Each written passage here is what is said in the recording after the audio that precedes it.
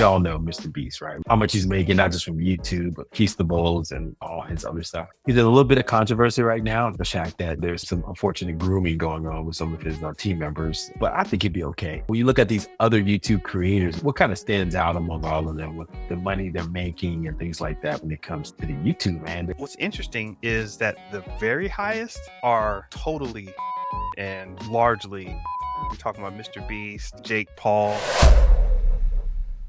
This is Show versus Business, where pop culture meets pop money with your host, the real Theo Hardy and Mr. Benja. So, Mr. Benja, what we're going to talk about today? Man, we're going to talk about some dirt. We usually like to talk about AI. We usually like to talk about streaming. But today we're going to get into some people's business. We're going to get into their show and their business. We got Jenna Ortega. We got video deepfakes with Elon. We got the YouTube stars. Who's getting paid the most? We're going to do some pocket watching. Master P is up in the mix. Ice Spice. All these people trying to get our attention. And the professionals are trying. They're competing with the amateur. They're competing with the regular people like me. And everybody's competing for this attention now. So we got to talk about this. And it's the show versus business of influence. How's that sound? Man, I love that. You know what? I like how you put a theme around it, man. That's good, man. This is how we rock here. This is how we rock up in here. But anyway, yeah, man, my week was good, man. Before the power we were talking, I was like, man, I can't remember anything that really did important, right? It was like one of those weeks where it's just wow, nothing's really happening. Matter of fact, it got so bad, Mr. Benja, I went back to watching an old TV show that got panned by everyone, including you, but I, for whatever reason, loved it or liked it at the time. Do you remember that Netflix show, Jupiter's Legacy? Oh, man. Yes, I remember Jupiter's Legacy. For some reason, it just got in my spirit. I was like, man, I need to watch this again. I started watching it again. What prompted that? Is that what you're about to ask? I was like, did it get better? Some parts did. I can. It's such a resounding yes. I know. It was with because this is weird, man. Because I wrote this down somewhere in my notes, man. I think your first impressions are always correct, but for not the reasons you think they are, right? There were pieces of the show that I really dug into, right? And if you don't remember, it was about these off-brand superheroes. Let's be honest, right? They're knockoffs of like classic Superman tropes and Batman tropes, things like that. But they were set in a different kind of world where now these superheroes are getting older and that new generation that didn't believe the same beliefs that the older generation did of superheroes. So it was just about this kind of generational kind of superhero story. And so that's the kind of thing that kind of dug me into it. I was like, oh, this is interesting, right? It's about Cool concept. what does it mean? Yeah, cool concept. What it means to be a superhero, what it means to evolve as a superhero. So that stuff still worked for me. And a couple characters worked for me, right? There was the character that was the son of, first it was the villain, right? Who used to be basically a part of the group they call Sky Fox. He basically broke away from them and became the biggest super villain. His son was an interesting character. He really had no superpowers, but he was very crafty of what he could do with his tech and stuff like that. And the actor there was phenomenal. And so when I watched it again, those two things stood out by far. It was like, okay, the generation storyline, I'm digging that. And then this one actor who portrays the super villain's son was great. But yes, I can see why I got panned. It was like there's just a lot of things that just wasn't working. In certain cases, the son of the superhero, the main superhero, he was just a weak actor that didn't work. There were some characters, motivations that just didn't gel right. It was just a hodgepodge of different things. And so I could see why it didn't work. But I was like, there's some meat on his bones here, man. And I see why I done it. So, Yeah. so I would say, have you done that? Let me just put this for you. Have you sometimes I'm just fascinated by myself. I always try to learn more. Like, why did I dig? Yeah. I know it's fascinating. It seems so very enlightening. But I'm just fascinated, like, why did I like what I liked at that time? I'm always going back to figure out what was that? And then when I go back to it, say, oh, that's why. So it's just fascinating to me. Have you done that before with any television show, movie, or just people? Yeah. It's a fascinating thing. I get what you mean. And I too am fascinated with myself. We are kindred spirits there. But I went back and I started watching old 80s cartoons. And I was like, okay, what was it about this that struck me? And Some of the animation, I'm like, okay, I just toughed through. Even back in the day, this looked like garbage. Okay, I just toughed through this. Okay, and all of them, it's GI Joe. A lot of that stuff was just not fun. But then I look back, I'm like, okay, I'm looking at the character interactions here. Okay, I'm looking at the way they did hero arcs here. Okay, I'm looking at the way they did, and I found reasons why, or reasons that they all stuck with me for whatever reason. And then there were some that were just of that time, and that's fine, whatever. So yeah, it's an interesting thing, but I think doing that is very beneficial. And this kind of clues into Benjamin Hardy in a second, but finding out what you were doing back then and getting that psychology, if it still lasts with you this long, it's like you ride with that because that's a good part of your personality. It's, hey, you like this, ride with it. Mhm, mhm. And some of these were just foundational, right? It was like there was like a before and after. For instance, Star Wars. I can literally remember walking in to watch Empire Strike Back when they were attacking Hall and seeing the act, and I was just like, there was nothing that existed before Transformation. this. So there's no that was a template. So it was like I, I don't remember anything before that. It was just that was it. That's the template. And so now anything that kind of attached to that template got risen to the top. And so and that's and then to be honest, it's like that with people. Let's be honest. There's certain people, like for instance, your parents, your siblings, there's aspects of them that when you meet other people, they have that template in them and you just gravitate toward them. And Yeah. so I noticed that when girls I dated or just friends I liked, oh, this reminds me of this part. And so that was gravitate to me. And that, so it's just, I think there's template, Yeah. there's foundational things that who you are, right? And then there's things that you keep going back to that you said when you explore, you're like, okay, this is what jumped with me. And then I have the other responsibility too of having kids. It's almost like a reverb because you see the same things that you like and it's reverberating in your kids and who they are. And then you're like, okay, this is why I was like that. Because you Yeah. see the same things in them. So you're tweaking things. Like, oh, man, if I could just go back to my younger self and say, don't do that. So I'm always telling my kids, like, yeah, they like, I tell them, I say, oh, yeah, you got to do this, you got to do that. And they say, oh, damn, whatever. So, no, I was lazy. I didn't do that. So I'm trying to help you guys. I'm like coming back from the past, man, from Yeah. the future, and trying to put you guys on the right path. Don't be a joker like me. So it's fascinating to me, man, just going back to old stuff and finding out what you like out of it. James, you Well, got to put this conversation on the pod, man. This is good stuff right here, James. you ever have those situations where you get upset with a younger somebody, whether it's niece, nephew, child, or somebody else's kid, you get mad at them, and somebody, or even yourself, somebody looks at you and says, "You did that. That was you," and now you're getting mad at them. It's like you're getting mad with yourself, and you're like, "Don't do that. How dare you do that?" And Yeah, but when you have yeah, that realization, you're like, "Oh, oh, yeah. oh, All yeah, the time, brother. When you have kids, you see yourself in them all the time and you try to, and I'm trying to be truthful too. I'm really just like laying it out. Look, guys, I'm not perfect. I was like this. This is what I'm trying to, I don't think they get it. They're still young, but my goal is just, I'm trying to pride, cajole, embarrass, inspire. I'm trying to do everything I can get them back on the true path, right? The true multiverse. You know, you need to be yes, on, man. Don't go down that path. Like the Matrix, right? When Neo opens the door and what's the Trinity says, you know that Alan, you know where it goes. Don't go down there. And that's what I'm trying to tell my kids. So yeah, yeah." yeah, man. It's funny. So that was a good come down from the Tampa Comic Con and all the craziness of last week. Yeah, man, it was good, man. Yeah, just trying to. So that we talk about this raw dog and being in the mix, right? Sometimes you just in the mix so much with your family stuff and going to Comic Con and all that, which is great. But then you gotta be a raw dog, man, and start going internal and start realizing, okay, what parts of me do I need to pull out and learn for myself internally? So that I like those two types of turning, right? Learning, the learning of internal learning about yourself and what you like and what you need to do, and external learning about the world and what's happening. So if you can mix those two, you can definitely be a powerful force, in my opinion. Yeah, definitely, man. I get it.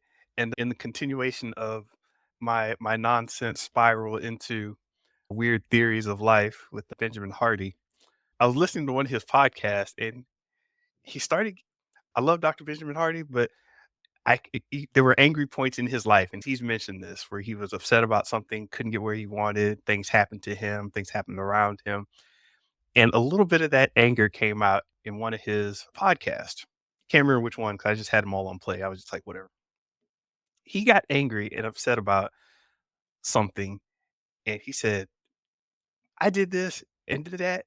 And I thought I was getting the good end of the deal. And then I found out these other people were getting a way bigger end of the deal. And I was like, hey, I need this. I need to get a bigger part of the deal. Next thing he knows, he's not in the deal anymore at all. So he was Hey, moved out of the mix. And I was like, huh. So it just got me looking back into what you think you're doing and then what's actually happening. And it led me to Dan Sullivan again. He's got this book called Not Being Bothered. And I was just looking at that example of Benjamin Hardy getting bothered. And Dan Sullivan had this whole thing about not being bothered. And I was like, you know what? A lot of energy, not just mine or yours or anybody's, just everybody's spends a lot of energy being bothered by things. And the internet pays you to be bothered. It's like jump online, do a reaction video, dude, I hate this guy. And then they jump on and start bad mouthing somebody. And it's a whole, in fact, you could even say Threads was largely built on the fact that people were bothered by Elon Musk. And it's a very big industry of just people being bothered and getting paid to be bothered, being paid to alleviate other people's being bothered, bothered, be annoyed, paid and to bother other upset. people. Yeah, be paid Yeah, to bother other people. exactly. And it just led me down this kind of rabbit hole. And I've been on it for a little while. I'm just now bringing it up. On Saturdays, I usually go to the grocery store, pick up some things so I can do that and be done with it for the week. I was out there and then somebody messed up something. They were moving things around when I was getting my order together, getting all my bags and everything. And I was just like, hmm, hey, what are you doing? And, da, da, da. And I started talking to one of the other workers while the worker I was dealing with, usually I would have just been arguing with the worker, but I was like, I'm not bothered. I wonder what this worker's doing. Hey, let me talk to you. You got nothing better to do. And I just started talking and we had a good little chat while the worker was fixing up my order and rearranging the bags. It was great. And I was not bothered. I've reached a new level of unbothered. I love it. Was it achievement unlocked? The not bother stage. You have Yes. unlocked You, achievement. you, you thought I was Uh, bad before. you know what? It's similar to what I do when I travel, when I'm meeting customers and I have some meetings to go to. I try to be as friendly as possible to everybody. I'm like, hey, how you doing? Hey, how was your day? I'm talking to the stewardesses when I'm or the airline passengers. I'm talking to my seatmates. It's just talking up, having good vibes, so that Yeah. when I talk to a customer and they like, I don't want your shit. I'm like, oh, not bothered. I don't give you one or not. I'm Yeah. just here. Let's have a conversation. Yeah. I'm here to help you. And if you feel like I can help you, great. And I think the attitude makes people want more what you got, right? Because they sense that, oh, wow, you really doesn't care because he's already in a good mood. Like literally, I was flying last couple of weeks ago and this stewardess, oh man, she almost took me off my rocker, man. It was like I sat down, she didn't want to get my drink, my jacket. She didn't want to take my jacket to hang up. And I was like, what is going on? I was about to be like, I'm about to just flame her, right? No, I'm not bothered, man. I'm just gonna let her ride. I said, hey, I hope you have a great day. And it worked, man. It was just having that calm demeanor and having that higher level kind of calmness, I think helps in all your interactions. And so I agree that just not bothered state is something that it's hard to achieve sometimes because sometimes it'll pop out when I talk to people. Like, I don't care. But you know what? They really piss me off. So I guess I do care. So, And then but yeah, and then it's tough too because people get bothered by the fact that you're not bothered. So they will mess with you even more in different ways, intentional or not. It's just like, oh, he's fine with it. I'm just gonna leave this here. I'm just gonna do whatever. And you're like, they're trying me. Hmm, where is it?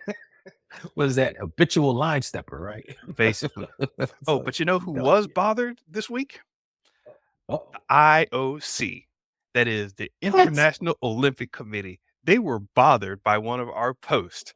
Oh my gosh, and apparently you know about this because you told me. So wait, what exactly happened here? We got a hit somehow, a copyright hit? Yeah, so we put out a couple of weeks ago, we talked about Ray Gun and her wonderful performance at breakdancing competition that went viral. Everybody knew about her, and we talked about it. And I think we posted an image, maybe some video from that performance. Don't you know the Olympic Committee is no, that is not right. I think you told me about this too. It's like the process is if the IOC is saying, hey, any image or any kind of video of the performance is considered a copyright infringement. And so I guess when we posted that, thank you, James, we got hit with copyright infringement and they said that's a no go. So thanks to James, who's our editor, if you guys don't know, we give him a shout out all the time. He was able to reshape the image. So we're free of that now. But Mr. Benja, little old us, show versus business, got targeted by the IOC. How do you feel about that? I feel seen. Yes. But no, it's funny. This to me, this is one of those instances where I understand music. If you go over 30 seconds long in music, you can't just be grabbing people's music. And I we are respectful of copyright, but there is a gray area. I should say gray in terms of the rule is way over on one side, but then what they allow and what they just let people do is this huge gray area. They used to do this back with mixtapes back in the day where they put out copyright intellect owned content on all these mixtape platforms and DVDs and things. They would just put them out and nobody would say anything. In fact, the companies were hoping that a lot of this material would get out there and spread on its own. And then at some point, they're like, okay, now here comes the financial part. We're going to take all this back. We're going to start stopping the bootleggers. And then we're going to, so it's a whole game they play like with this middle ground. And it's, will somebody come after you if you use a version of X content? Taking a little clip of a video for a short to show that here's what her breakdancing looked like. It's okay. Yeah, I guess you could have got me for a copyright strike, but did you really, was that really the move? And I guess they think so because Unilad and everybody else and Reddit is talking about this. Basically, Reagan's viral Olympic breakdancing performance um, videos are being deleted from the internet. Yeah. Now, this might actually be, is this good publicity? I can't tell. Yeah. Whether it's all publicity is good publicity, whether it's bad or good. So I don't know, man. I think you're right. It's just this game that these streamers play. YouTube, let's be honest, made his back off copyrighted material, right? How many videos and images and things like that were put on YouTube in the early days, right? To promote Yeah. stuff. And how many of the original artists were yelling at Google about, what are y'all doing? Pull that down. So it's just Backlog. now TikTok We'll be checking on that soon. Yeah. just now recently, TikTok, you remember the whole case at Universal Music, right? Taking down their catalog against TikTok, right? That just happened recently. But for years, TikTok was making all these viral videos based on the back of artists' music that no one got credited for. And so I agree. I think there needs to be some, and the AI is going to make it worse, right? They're going to probably, what's going to happen is they're going to make adjust the music just enough where you're like, that's not really original creation, right? Because the laws haven't caught up to what is original versus what is AI. And Yeah. so I think there's going to be like, oh yeah, that's that Michael Jackson song. Oh, Pretty Young Man. I love that song. You know, I love that song. Pretty Young Man. Yeah, I just want to love you. Yeah. And it's got the same beat and everything, change the words just slightly. And it sounds just like Michael Jackson. So Yeah. yeah, man, I Yeah. think the artists themselves are starting to look at that. Bailey John was a great hit. Yeah. Bailey John by Michael Jackson. Orange Rain. I love that from Prince. Oh my goodness. The artist formerly known as Young Prince or something. Yeah. So this is just a weird area that we're in. And it's funny because I've been complaining. I don't know if you've been noticing it or tried anything on one of the meta platforms. They Their AI is tuned up to the max. They will start just, and they don't really tell you a lot of times either. They just softly suppress your stuff and your posts get disappeared and hidden from people. So you might say something like, you remember that little meme, I like turtles? You might say, I like turtles. And sorry, this post is discriminatory against albatross. And you're like, wait, what? How did that happen? I said, I like turtles. And there's some turtles versus albatross beef that's going on you're not aware of. But as of yesterday, the hashtag Catterday was banned. Like, Why? because every Saturday people would post cats and they use the hashtag Catterday. So you go and every Saturday, cat videos, cat memes, cat images would show up, people posing with their cats. It's a dumb thing, like way back Wednesday or throwback Thursday or man crush Monday or whatever have you. All these things, Catterday got banned. You type in hashtag Catterday and it would say this tag is not allowed on threads. Wow. Wow. What the hell is going on in the world, man? The internet was built on cats. How did you do this? Lolcats and all. Yes. Wait a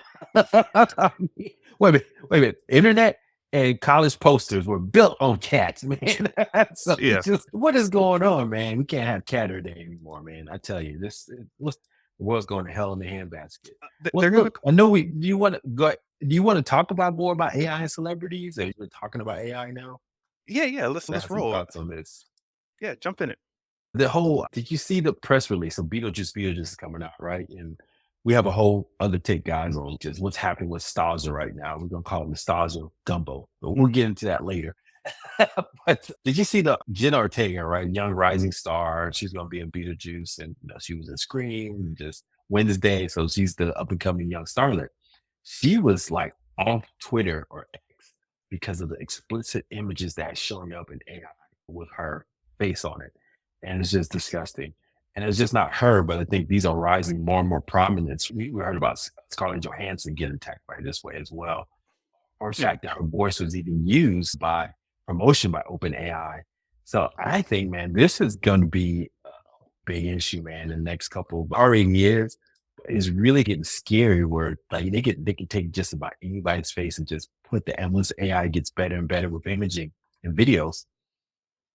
It's really gonna be a scary thing for these celebrities, man. I wonder what they're have you thought about what could they do to protect themselves against this onslaught that's coming? Because it really is. This is just the early days of this.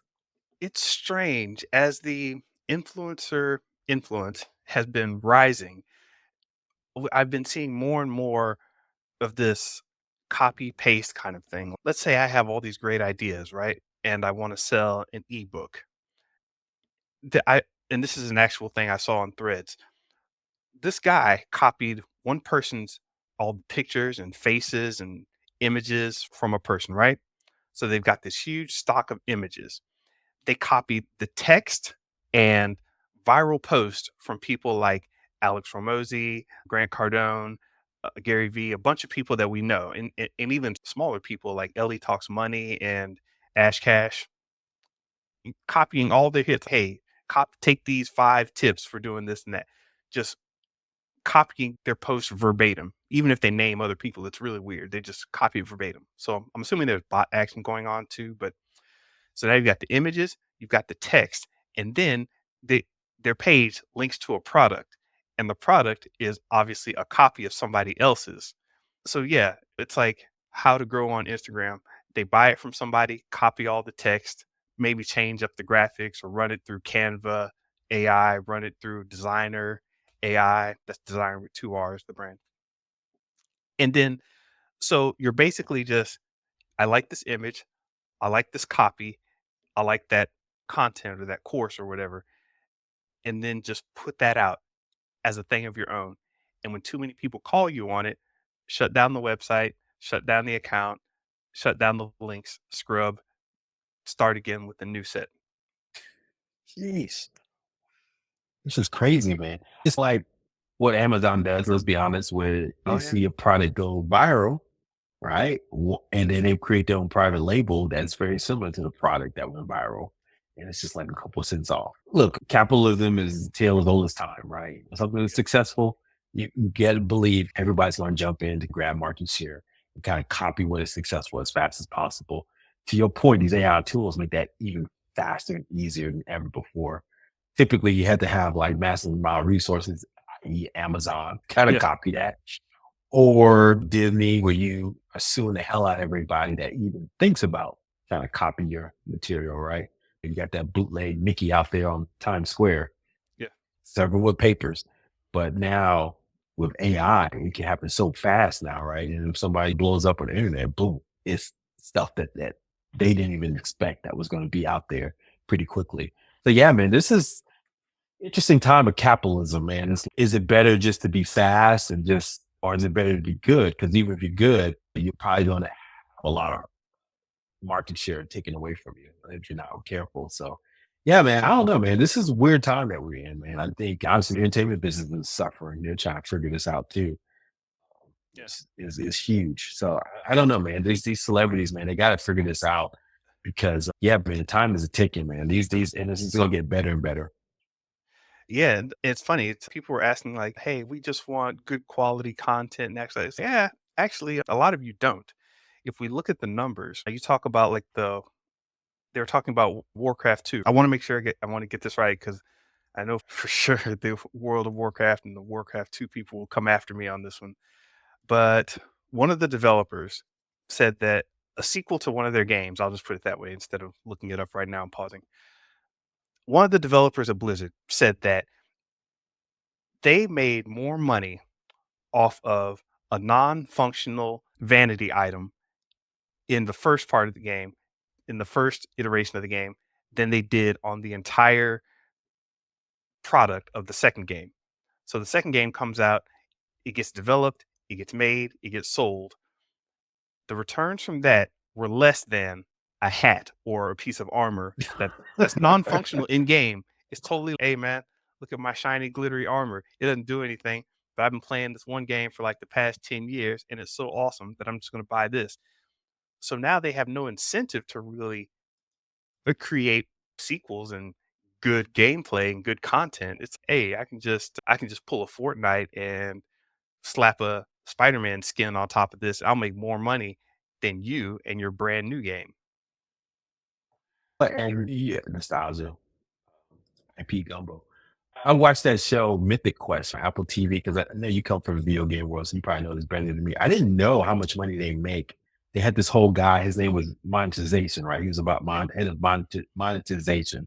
Mhm. How he's gonna make money for the game, right? So you create these massive games, do all this development years, get it out there, but to your point, they're probably losing money, right? It's not making us much money. So it's the goal of monetization to create a whole side market of these items, these different things, these contests, just to get the price up and create like markets inside the game engine to get things priced up. And to your point, they probably create this market where that which didn't even work in the game, but became so rare, so viable for whatever reason, like tulips, right?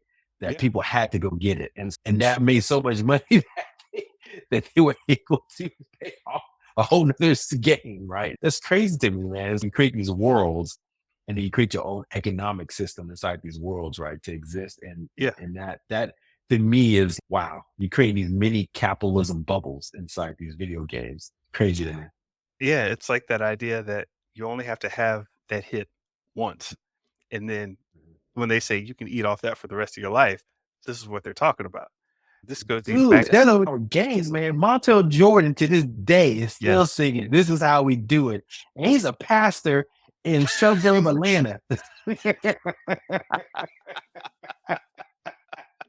And someone said, Pastor, you gonna sing that song? He said, yes, to the day I die, because I'm still eating off of that one song. This is how we do Oh man. it. Yes. So it And don't matter. You get one hit, man.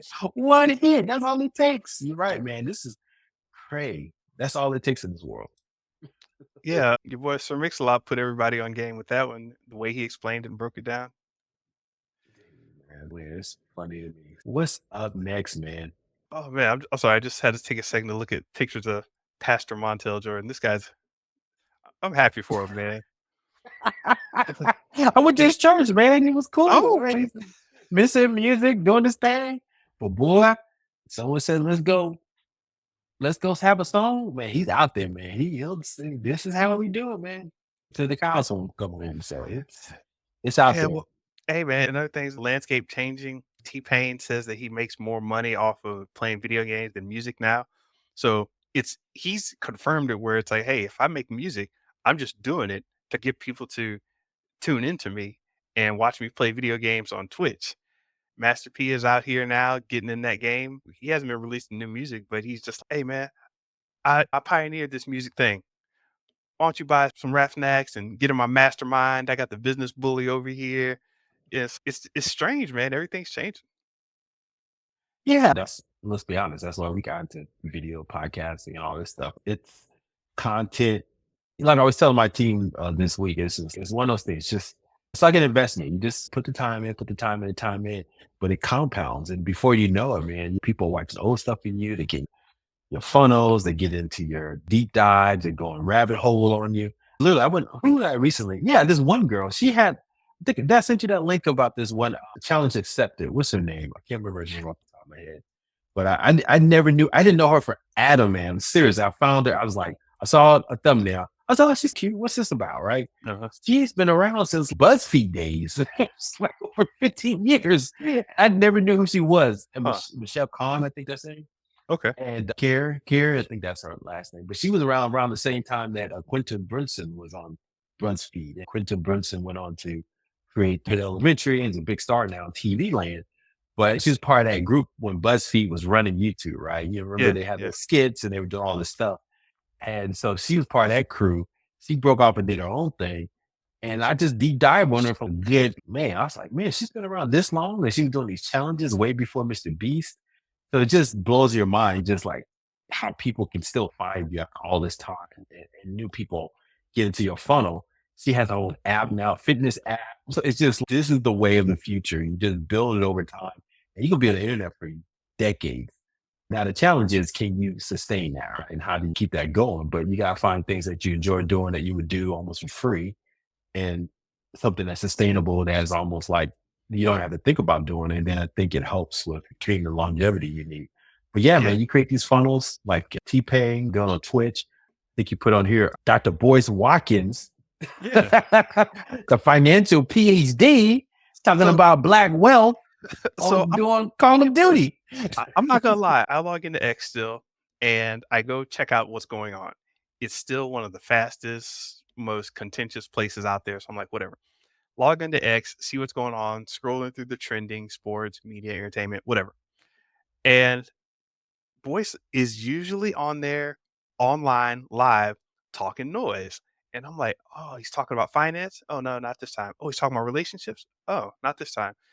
I know he's talking about black wealth and the black situation in America in the 2020s. Okay, that's what he's talking about for sure. No, what's he doing? This man's sitting down playing Call of Duty and talking trash. Boyce Watkins talking trash in Call of Duty. This is new to me. So yeah, I might have to start playing streaming my game again. Do it, man. Do it, man. I think you may be surprised how well you do on Twitch, man. From your background, video game industry, and Yeah, I know. I'd be you'd be surprised. surprised. You'll be like, "Wow, I'm getting way more followers on Twitch than I ever thought." Because I'm not a Twitch guy because I'm not a gamer like that, but I can see how a lot of folks jump in on that You don't have to be a because you're gamer basically to creating think. content. Yeah, You're you're not. right. You're right. You That's showed me the bubble bath guy. here's the You showed me here's the the bubble key. bath. Yes, I You did. showed me the bubble. Here's the weird thing. It's about entertainment, not necessarily skill. There's this area of we're entertained by you, even though you're not skilled, where a lot of people can get in at. Obviously, Reagan needed more skill to stay relevant and be entertaining. Neither which she was. Shame on her. But I got online and remember I was doing the Instagram lives like every night. So I did that for almost half a year, Instagram live, just jumping on. I decided I didn't feel like talking one day.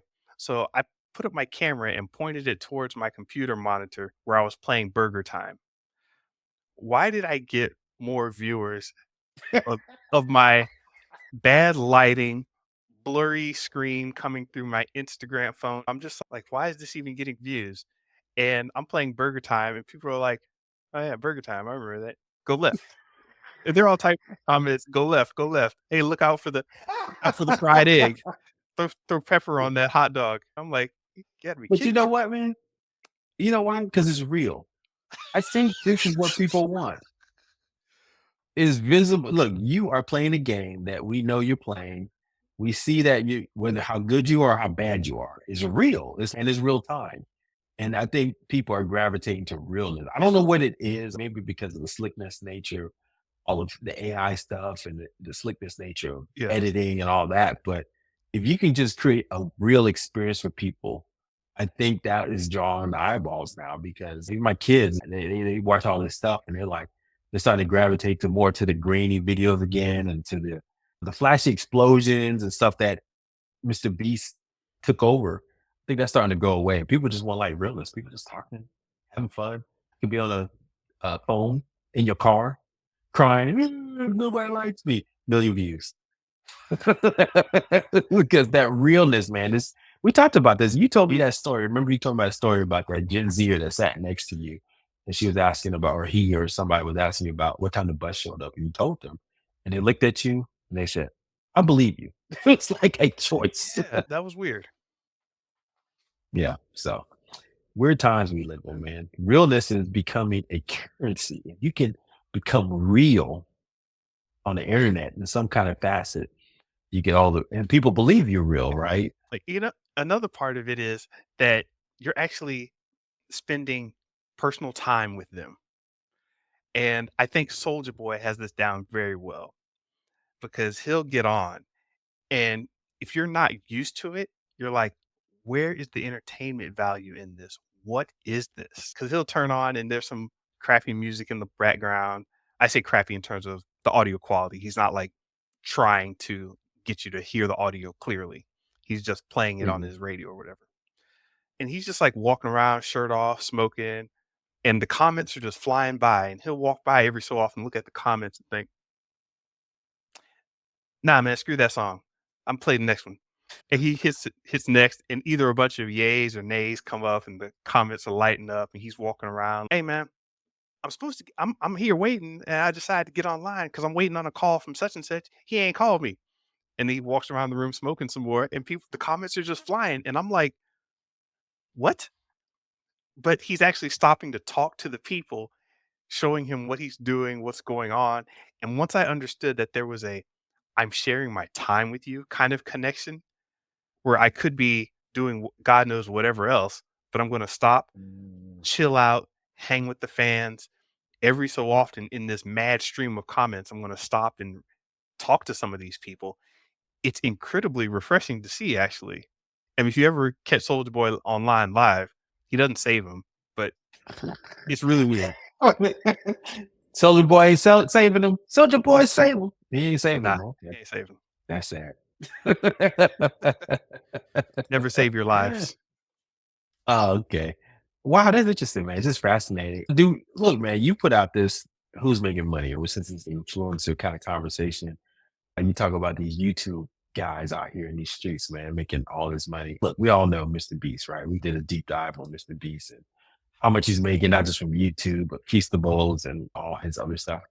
He's in a little bit of controversy right now, if you didn't know, with some of the stuff, but I think he'd be okay. I don't think it's gonna hurt his bottom line. I think obviously it's unfortunate some of his team members were. If you don't know, go do some more research. We're probably not going to talk about too in depth on this one, but just the fact that there's some unfortunate grooming going on with some of his team members. But there's reports of him cheating or creating fake content that only his employees win. So definitely the backlash is coming from Mr. Beast, right? And that's just, Yeah. I think, par for the course when you're on top. When you look at these other YouTube creators, Mr. Benja, I mean, what kind of stands out among all of them with the money they're making and things like that when it comes to the YouTube, man, the YouTube influencers, man? And we'll probably talk about a little bit since we have some time here. We'll probably talk about maybe some of the other influencers and their platform and what they're doing. What's interesting is that the very highest are totally scripted and largely fake, right? Um, Mm. like the very highest. You're talking about Mr. Beast, Jake Paul, and I'm not too familiar with some of these guys, but I'm just looking at their videos. I'm like, okay, this is very staged and set up, and but it's okay. It's like the late night talk shows, like with the Jay Leno or whoever. They make it Mhm. seem like it's a natural conversation, but you know it's not. Um, Mhm. which is really interesting with YouTube. Whereas if you're on Twitch, which doesn't get as much money, nearly as much money, you're ending up with a lot more real people. Like I know it's scripted that you're in a hot tub in your bikini, but you're in a hot tub in your bikini just hanging out. It's more real than some of these things. That's the one takeaway I had. Very tops are always this glossy presentation. It's, wait, how did they get that camera to move like that? Yeah, they got a professional camera rig. You don't. Mhm. Yeah, yeah. And we'll see how long that's sustainable. Obviously, they take in some Hollywood productions and they didn't start out that way, but they have more money to invest in their videos and so they can become better. But I'm looking at this list, Mr. Beast, 54 million, he's on the come up. But Mr. Beast just invests so much time and focus. They said he spent millions just on thumbnails, right? Yeah. Concept. So it's yes, he's going to keep, and that's just his passion and what he wants to do for the foreseeable future. I think he's going to be, coming out. Jake Paul, I think what helped him, even though he's at 45 million, this guy, he's been around for a long time, number one, and his brother, but also he pivoted, right? I think he was doing like prank videos and stuff back in the day and things like that. And then he became this boxing star now. So he's single handedly trying to keep boxing afloat with his YouTube channel and stuff like that. So that and M&A stuff. And so I think that's helping him. Some of the other ones, you're right. I've never heard of him before. What's this guy? Markiplier. Don't know who he is, or Rhett and Link. But there's one person. So Ryan, 27 million still. I remember Ryan's toys. I remember watching that with my kids. He Oh, started at yeah. 4 years old. And so the thing with him, he just literally had a movie come out. I don't know if you saw that, but he's still No. trying to position him outside now that they said that the challenge has been focused on keeping his brand alive as he ages out of playtime. Because remember, Ryan's toys is a big thing. Matter of fact, he Yeah. literally had licensing deals selling toys with his brand on it. And so now that I don't know how old he is now, but you can't be 25 years old trying to sell toys, right? To kids, that's not good. Can. Hey, kid, I got a toy for you. Come to my So right so man. he's so he's now 10 years old. This is coming from Forbes.com. I found it. Now 10, his parents and others guarding his business interests, that includes former Disney executive Chris Williams, are increasingly focused on keeping his brand alive, just as you said. That's a weird play because in the new this is the new era of the child star, but formatted differently. It's like, how do you go up from a YouTube star as a kid to a, I don't even know what we're turning into here. Mhm. Mega influencer.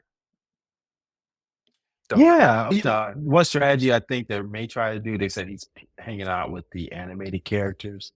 If they figure a way to create a superstar of an animated creation or AI creation, it doesn't matter how old he is at that point. The AI can just live on, right? Or the animated creature can live on without him. So I think that might be their play Huh. because if you look, it's 27 million, but it's down, right? He's not at the top anymore because his market is aging out. They're like, I watch. Or what can other happen? We talk about this nostalgia play. Give it another 5, 10 years, and all those people who grew up with Ryan, he comes back as a jaded old man and makes fun of his image. He'll be celebrity again. Watch. Now, okay, here's a twist I got for you. Here's something interesting. So you got somebody like Ryan who's on YouTube selling toys. He could very easily be on there. The character can stay the same, and you bring, like you were saying with the cartoon characters or the AI, he can have other people, other guests, other um, products come in. It's not like he's tied down to one thing, and I think that's one thing that's in our heads. Like, a child star was tied down to one specific TV show. If Ryan goes from toys, let's say he's playing with cars, and his older brother or older cousin or somebody comes in and say, Yeah. "Hey, how old are you now?" It's 15. You can start learning how to drive a real car. And jumps up and he's holding a toy car and looks behind him and there's like the real car. So There you go. you could do like The that. toys get elevated, right? The toys get elevated instead of, oh, now I'm riding a helicopter. Oh, I'm on a yacht on a ski Yeah. vacation. It gets older. I'm on a cruise. It's weird, but I really think it can happen. If Ryan was playing video games with himself in it, I think that'd be a whole new crowd. That's, oh, I know of Ryan, but I didn't check him out before. It's like my parents used to eat sushi, and I knew of sushi, but I never tried it before until I hit a certain age. You know what I mean? Yeah, my parents did Mhm. this. I didn't mess with bowling. Like, my parents were in a bowling league. I was like, screw bowling, until I got to a certain age and I was like, yeah, these 10 pins with red necks need to go down. This is happening. And so this is really interesting. I'm sorry, I'm just in my thoughts right here with how you could jump to whatever the current thing is more easily. You start pulling a Snoop Dogg. Olympics are around, cool. I'm Snoop. I'm in it. This is coming around. It's about music, cool. I'm T-Pain. I'm in it. I agree. I think, and then the other group here, Do Perfect. Are you familiar with them and all their shenanigans that they do? The Do Nah, Perfect guys. they look like dudes who are perfectly groomed up and everything. So I can't. That Yeah, they've been around for a minute. They just do these little tricks and stuff to keep people engaged. A lot of youngsters, including my son, he's an 8-year-old.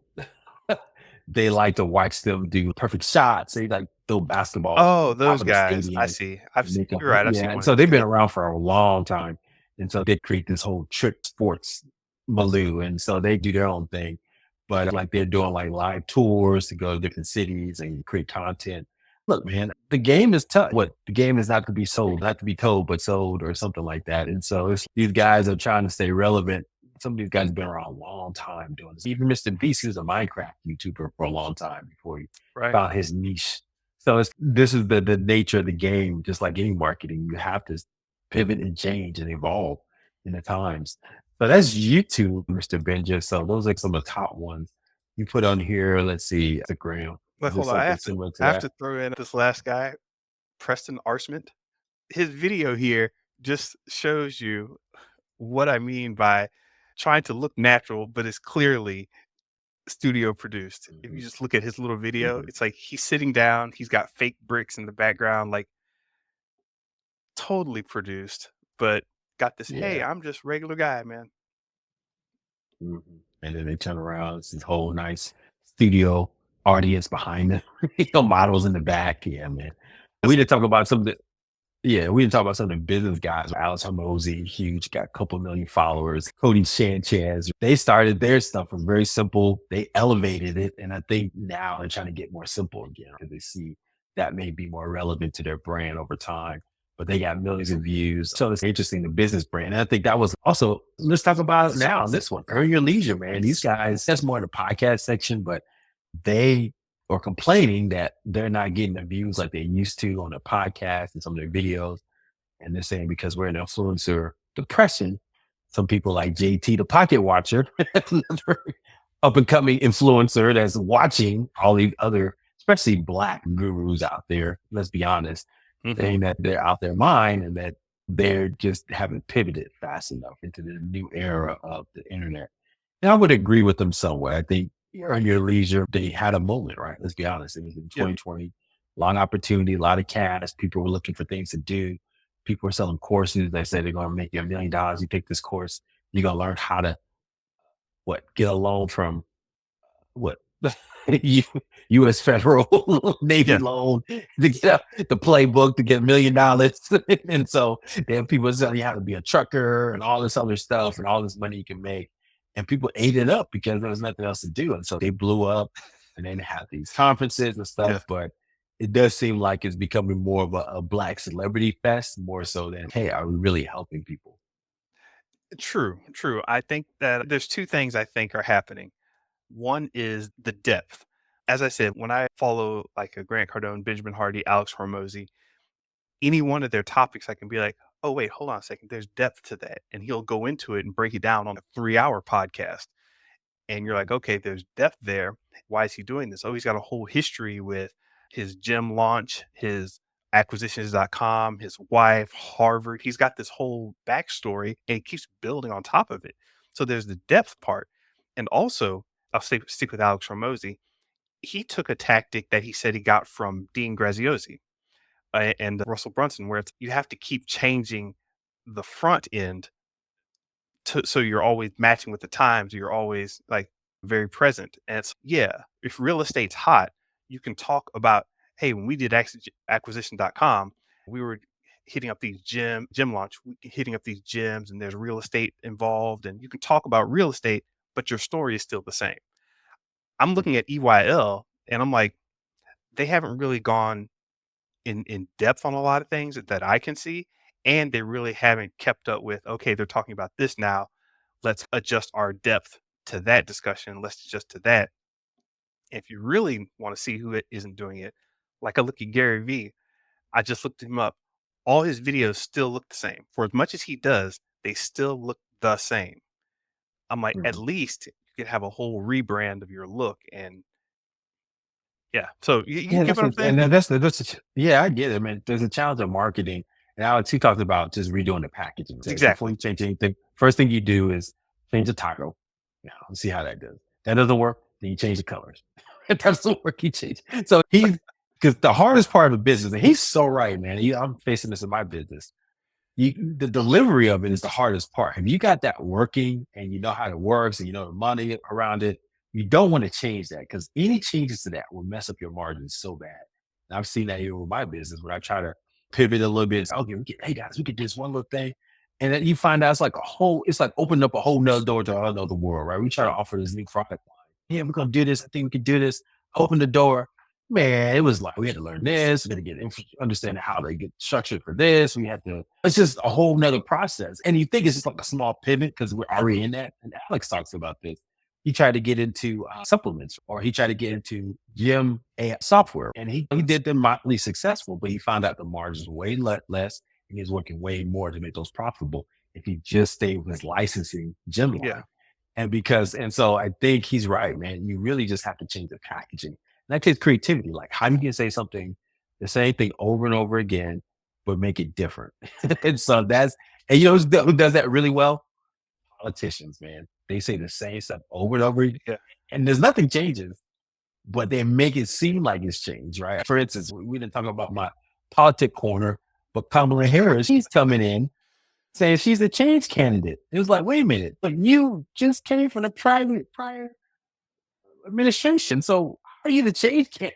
Yeah. How are you coming bring you something new? Yes, you look different, you are different, you're female, you're black, South Asian, but you literally came from the same administration. We're gonna change America for something different. We're gonna bring something different. But you were there for 4 years. But so I think that's what you have to do to your point. Change that packaging so you can stand out and earn your leisure just Yeah. hasn't done that. So you don't end up with the somebody putting you up next to the James Buscemi. Hello, fellow, hello, fellow kids. James, you know Yes, that meme. yes. Let's throw it up. Oh yeah, yeah. We're gonna throw it up again, guys. This one's gonna go. He's going viral this time. We're gonna get it out there, James. Get it out there, James. So Instagram, real quick, the one there. It seems like just a lot of celebrities on Instagram, man. That's what this looks like. I got Cristiano Ronaldo, top soccer player, Leo Messi, top soccer player, Selena Gomez, Kylie Jenner. I guess is that because IG went all in, or face or Meta, if you will, went all in on the celebrities, and that's why they're still top of line. Is that your thoughts too? Yeah, exactly. That's what they're in the bag. And the CEO keeps coming out with these extremely slick statements saying, "Hey, we're all about the people, especially these celebrities." And you're like, "Wait, what?" You know, Celebrities. Yeah. And personally, I like I said, I haven't. It's been difficult for me to grow on that form as a regular person. Started late, and so it's like one of those things where it's just, yeah, we have a presence there because there's a lot of people there, and we can do some networking there. But I just don't see the growth. Like maybe you could have grown pretty quick and fast in the early days, but it's just I think it's just anemic at this point. What about Twitch? You more of a Twitch guy than I am. Anybody on this list surprise you, or were you familiar with a lot of these guys on here? obviously, Ninja is still up high. He's been falling off a bit, and people haven't heard from him, but he's still consistently doing his thing. Um, XE is doing their thing. Pokimane, who got in trouble at one point Yeah, for the Pokemon kind of likeness. And somehow PewDiePie ended up at 14 on this list. I And saw that too. He's been around forever. I remember him. yeah, if you go to his YouTube, he does a lot more travel stuff now because he's just taking his YouTube money and flying all over the place, doing random stuff that he's always wanted to do. Props to him for making that happen. He doesn't have to look at the internet and laugh at things. He can actually go to the actual location and laugh at things, which is that's a flex. I like that. The reaction videos now real life. That's my Yeah. reaction to real life. I don't react to videos anymore. I react to real life. That's the flex. What Well, about Kai Cenat? I see he wasn't on here, man. Your buddy. Is he more of a Twitch streamer yeah, mostly? Kai and T-Pain are not on here, but what I can say about them is they've got their audience dialed in a different way. and they're starting to multi-spread where they're not just Twitch streamers, they're entertainers that happen to be on Twitch. Yeah, between What's Kai Cenat known for? He's not like a rapper, is he? Or what is he just known? Just yeah, he's an internet playing on influencer. Twitch, and that's how But he that's his started. claim to fame. Yes, that's how he Whereas started. T-Pain is a producer and singer. Yes, So he just pivoting more to Twitch. I got you. exactly. Okay. So that's how And that's then, going. and then close it out real quick. So yeah, on YouTube podcasts, we know Joe Rogan. These are 2019 numbers, but $30 million. Dave Ramsey, 10 million in 2019. Bill Simmons, The Ringer. Now I listen to his podcast, big sports podcaster, 2019. And one thing I did a little deep dive on Call Her Daddy. What's her name? Alex Cooper. She's making money, man. She figured out that brand quickly. They Mhm. blew up pretty fast when she came up with Call Her Daddy, like this female brand, young female brand. I was on Barstool, left them for Spotify for 60 million. And she recently signed a new deal for 125 million for her podcast. She's winning the game in podcasting. As podcasters ourselves, it's just a long game. Most of these guys, to be honest, they've been on, except for Call Her Dad. I think they exploded pretty quickly. But Bill Simmons, I know he was OG. He's been around at least 15 years. Joe Rogan, he's been around just as long, right? Or even longer. Dave Yep. Ramsey, he was talking about Peace University and stop spending that money. He was up there with, listening to Susie Orman Yeah. screaming at you about spending money. So they're just OGs. And I think that the podcast game is like these guys who are making the big money in that game, they just been around for so long and built that audience slowly that they just can't go anywhere. I was surprised Dax Shepard, he's a mid-level celebrity. His Yeah. wife is, what's her name? I can't remember her name right now, but she's an actress too. And he with this armchair expert podcast that kind of blew up. But that's the other thing. Celebrities during the pandemic maneuvered them ways in here. So remember that big podcast with Jason Bateman, Sean Hayes, and what's it, Barnett. They created their own little podcast. Yeah. And they got all this money and they were interviewing like Barack Obama, like big celebrities. But they were pseudo celebrities themselves, comedy guys, right? From Will and Grace and Arrested Development. So it feeds on itself. And if you can get that momentum going, you remember all these podcasters that started during the pandemic where they would just rewatch their old television shows and get together as a group and talk Yeah. about them. We're going to watch all the Scrubs or we're going to watch all of the Office, talk about every episode. Yeah, exactly. So anyway, man, anything else going on? That's it, man. We just went through the whole influencer market. What's the latest and greatest, Mr. Benja? For those aspiring, go check out some of our stuff on our website because if you're trying to do a podcast, we got some resources for you as well. But it's definitely something that it's better to start now. Best time to start playing the trio, Chinese proverb says. It was 20 years ago. The second best time is now. So if you have aspirations like me and Mr. Benja had a couple of years ago, just do it now and you'll see what happens and what it grows into over time. Exactly. That sounds good to me, man. Good, man. Hey, everyone. I think we're done for this episode. Look, hope you guys like this. We always put a lot of effort into these.